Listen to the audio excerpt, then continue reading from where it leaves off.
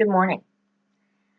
Well, I can't say how grateful I am for all the attention my show, Me Too Backfires, has gotten on YouTube. It's almost like viral now. It's got over 12,000 views as of today.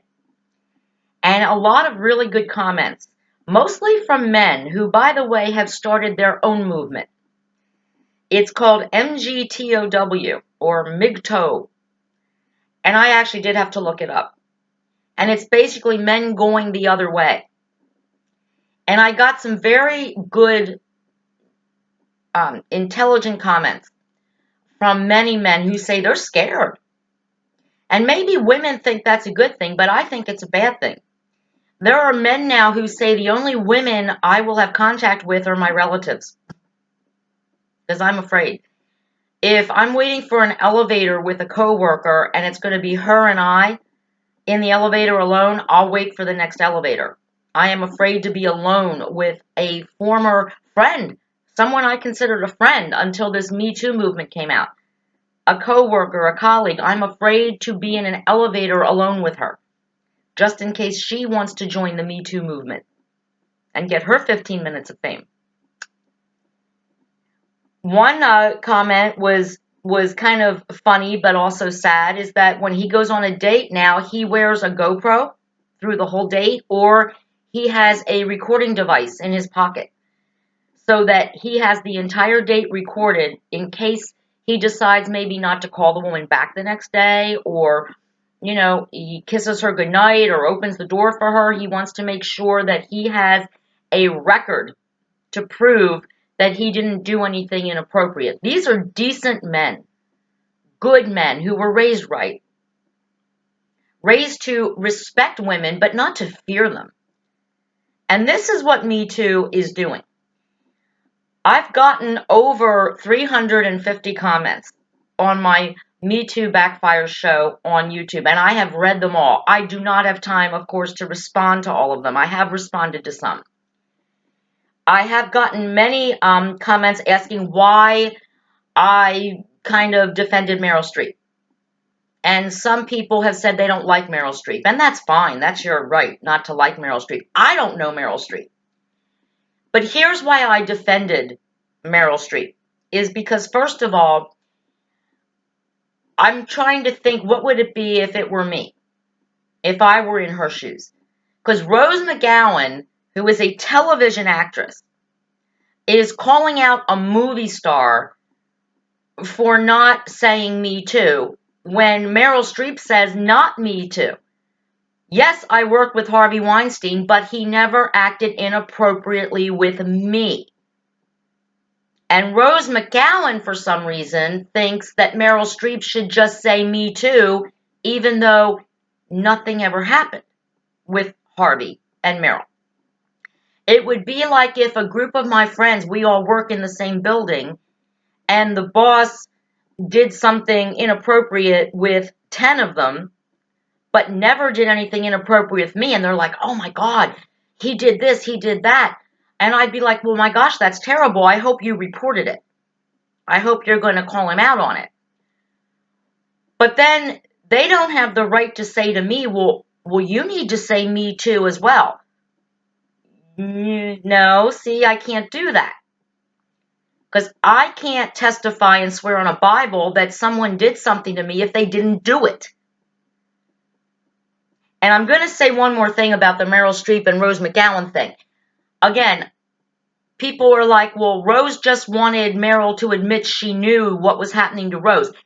Does Meryl Streep even know who Rose McGowan is? Meryl Streep is an award-winning movie star. Whatever you think of her. Rose McGowan, her biggest claim to fame is being on Charmed for a couple seasons on TV, on TNT. So the fact that maybe Meryl and Rose had lunch 30 years ago and Rose said, oh my God, Harvey Weinstein assaulted me, I don't think that happened.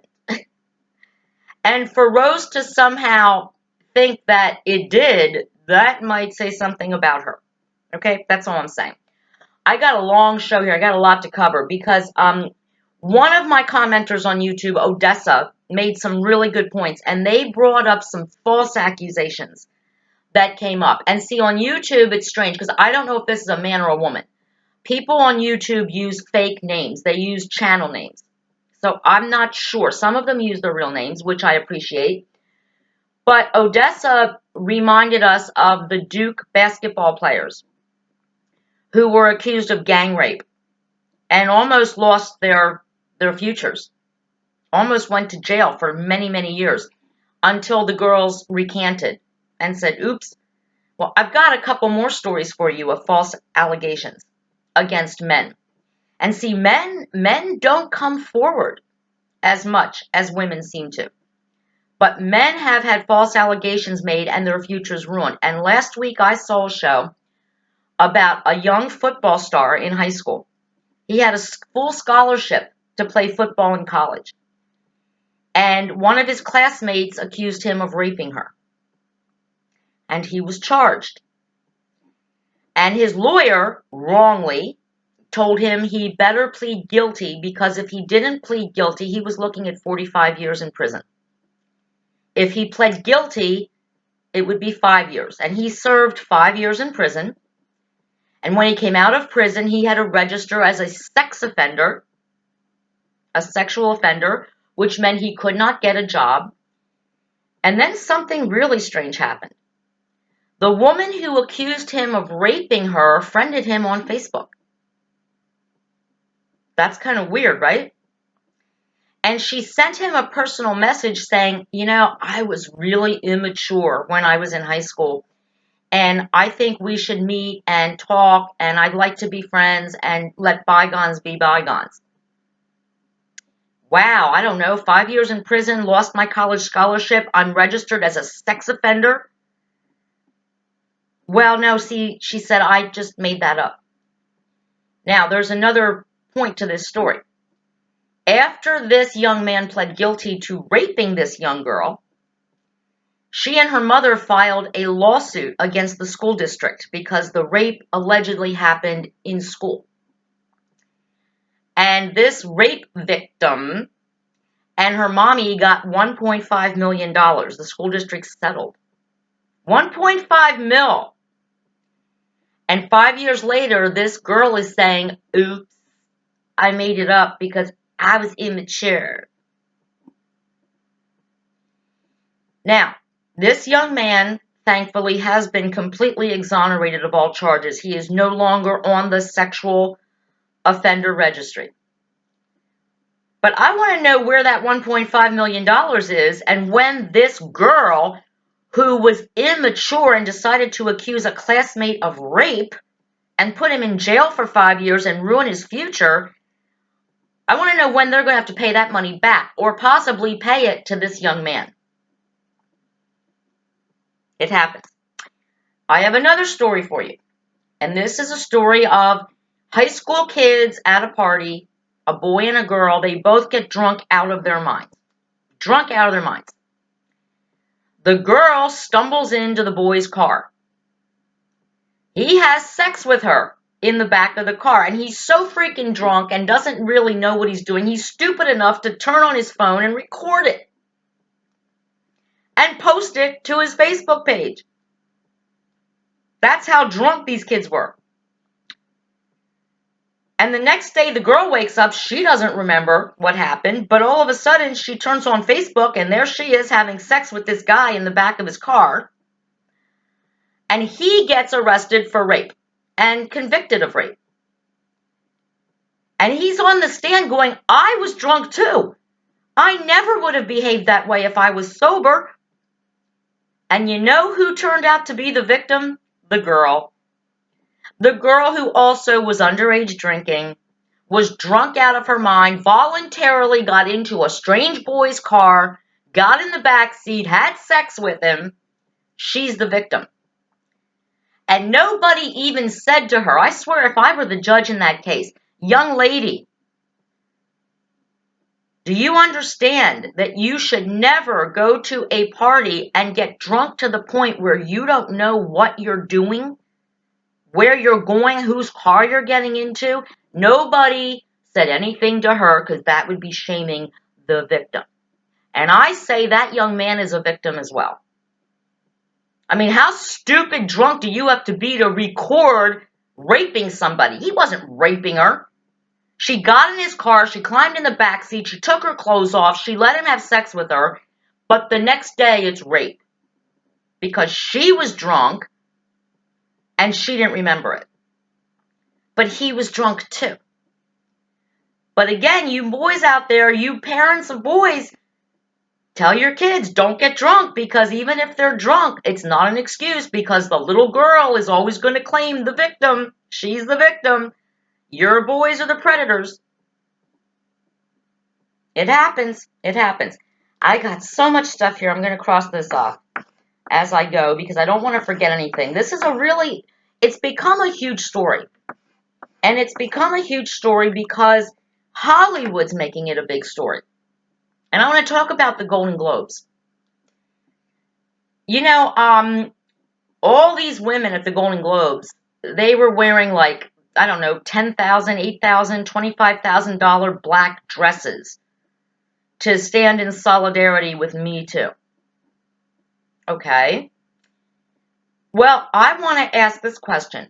How does Reese Witherspoon, who says that she was sexually assaulted at age 16, which I'm not sure how old Reese is, but I think she's my husband's age. So that was probably like 25, 30 years ago. So she's assaulted at age 16. She is now a multi-million-dollar award-winning actress who is not only very self-supporting, but she got divorced and is able to raise her two children very nicely. She's wearing a very expensive gown. How does she saying "Me Too" help the waitress in Cincinnati, Ohio, who is a single mom supporting three children, waitressing, and the boss tells her to come on in the kitchen and suck his dick or he's going to fire her? Is Reese Witherspoon wearing that dress and saying "Me Too" when I was 16, 30 years ago? Is that going to help that waitress in Cincinnati, Ohio? Is it going to help the secretary in somewhere Texas or somewhere Oklahoma whose boss every lunchtime says, you better come in here and have sex with me or I'm going to fire you and put you out on the street and you won't have any money to take home to feed your kids? These are $1 million people. They are millionaires. And they can stand up and say, oh yeah, 30 years ago, Dustin Hoffman showed me his penis. Which was kind of funny because Hoffman's wife has just come out with her response saying, oh my God, yeah, he exposed himself to me too on our wedding night. Again, all these millionaires coming out saying, we support you, me too, me too. Is that really going to help the waitress or the secretary? Because they're living paycheck to paycheck. They're not going home to a 12 bedroom, 8 bathroom house with an in-ground pool and a tennis court. They're going home to their apartment to feed their 3 kids. They can't afford to say "Me Too." And wearing a black dress at the Oscars isn't going to help any one of them. I was really upset at the Golden Globes when Natalie Portman came out and said, and here are the nominees for the all-male directors in a motion picture. Like somehow it's these directors' fault that they got nominated because they have penises. That somehow they should be booed. The Hollywood Foreign Press nominated the Best Director category. And the Hollywood Foreign Press has women on the board. It's not just all boys club. And they chose these directors, all men, because it's a subjective issue. It's just like back when Jada Pinkett Smith was bitching about the Oscars all white because her husband didn't get nominated for his movie Concussion, Will Smith. That's what that was all about. She was pissed off because her husband got snubbed. All of a sudden, it was a black thing. Now, all of a sudden, it's a man thing. Only male directors got nominated. And somehow the male directors are to blame. How many little girls do you know when you say, what do you want to be when you grow up? I want to be a director in Hollywood. No. They say, I want to be a movie star. Look, there are great female directors out there. And when they do work that is worthy of getting nominated for an award, they will be nominated. But I don't want someone to be nominated for something because of the color of their skin or because of their gender. I want the best to be nominated and the best to get an award. And somehow in our society where we give trophies to kids just for showing up for practice, we've lost that. If it so happens that the best of the best are all men, don't blame the men. Blame the women who didn't try hard enough or who just were deemed not good enough. And accept it. Just, okay, that's my Golden Globe thing. And some people have also asked me about my story. And look, all I'm going to say to you about my story is this. I have never in my life been sexually harassed. And again, let's go over the definition of sexual harassment. It's a quid pro quo. Suck my dick and I give you a promotion. Refuse, you're fired. That's what it is. It is not, oh, we were at the office party last night and somebody grabbed my ass. One of my coworkers grabbed my ass. That is not sexual harassment. But today it is. The rules are changing. And the problem is some men are having their careers ruined for something they did before the rules changed. Like 30 years ago. It's like in football. Roughing the passer is a lot more strict now than it was 25 years ago when all the guys were getting their concussions and you were allowed to beat the crap out of the quarterback. Now they protect the quarterback. You can barely play football anymore. There's so many rules. But back when some of these men, like Dustin Hoffman, did the things they did, it wasn't against the rules. But the rules changed. And now they're being brought to task for something that was not a big deal when they did it. Did they do it? Of course they did. Because everybody did it.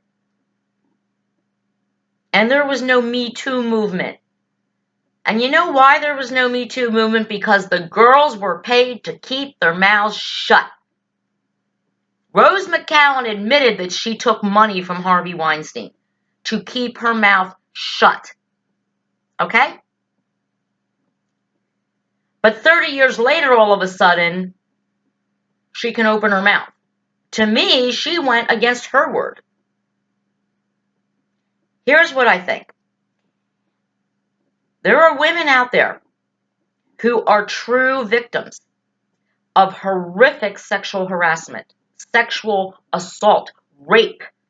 There are some women who were tied up, gagged, raped repeatedly, gang raped, to the point where they had to have hysterectomies and can no longer have children.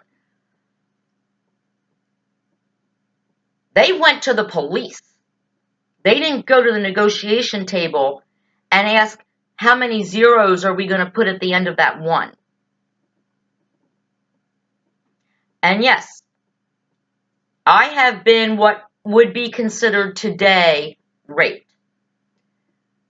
But back then, it wasn't rape. And I am certainly no victim. And I won't claim that I'm a victim just because a guy had sex with me in a way I didn't want to have sex, even though I wanted to have sex with him, but I also wanted to go out to dinner with him and kind of be his girlfriend. That's, I'm sorry. Now, Rose McGowan would call that rape. I call it me being the victim of my own romanticism, reading too many Danielle Steele novels, and wanting something different than what the man wanted. And being 22 years old and not getting it. That's what I'm the victim of. And I own my own mistakes. And again, I could have said no. I could have walked out of that office or screamed, gotten him in a lot of trouble, probably with his coworkers. But I didn't. I just took it and walked away and tried to forget about it. But this kind of stuff I hear every day on TV, it brings it up. And I think that with feminists, if we are going to say that we are as strong as a man, we can do a job that a man can do, and we can do it better, we can stand up for ourselves, we're not going to be barefoot and pregnant in our kitchens anymore and have dinner on the table for our men and spread our legs whenever they want us to. If we're going to be those kind of women, then we also have to put on our big girl pants and not get so freaked out if a coworker touches our ass at an office party or brushes up against our breast in the elevator. And we certainly should not be so degrading to ourselves that if we are actually victims of a sexual assault, that we choose to go to the negotiating table and see how many zeros we can get after the one, instead of getting justice and making our attacker pay for what he did in the justice system, so that he doesn't just pay us off and go off and do it to somebody else. If I were a victim of a sexual assault, I certainly would not be asking how many zeros. I'd be asking how many decades in prison is this guy going to get when I testify against him in court. Political Paula, out.